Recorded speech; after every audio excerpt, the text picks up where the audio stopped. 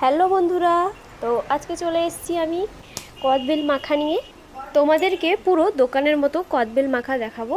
তো চলো, ফার্স্টে আমি কদবেলটা নিয়ে নিয়েছি, এবার ছুরি দিয়ে পিছনটা ফুটো করছি। ঠিক আছে, এভাবে দেখেছি দোকানে রাস্তায় বসে যে এরকমভাবে দেয়, তো তাই তো অনেক চেষ্টার পরে আমি সফল হতে পেরেছি, তো তোমাদেরকে দেখিয়ে দিলাম। তো তারপর একটু বিট লবণ দিয়ে দিলাম, তো তার সঙ্গে একটু লবণও দিয়েছিলাম, এমনি লবণ, যেহেতু খেতে ভালো লাগবে তাই।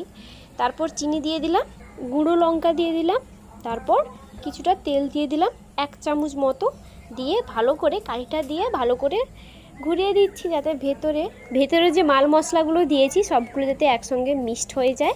তো দিয়ে দিয়েছি, এবার ফাইনাল লুক তো দেখো কত সুন্দরভাবে মাখা হয়েছে। তো একবার ভেঙেছি, ঠিক আছে, ফাটেনি, তো আর একবার চেষ্টা করেছি, এই যে অর্ধেক বেরিয়ে পড়েছে। তো তোমাদেরকে দেখাচ্ছি ভেতরেরটা।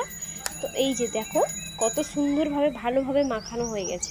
তো এবার খেয়ে দেখছি, আর এটা খেতে জাস্ট অসাধারণ হয়েছিল। তোমরাও একবার এইভাবে বানাও, দারুণ লাগে খেতে।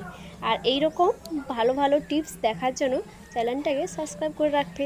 বাই, দেখা হচ্ছে নেক্সট ভিডিওতে।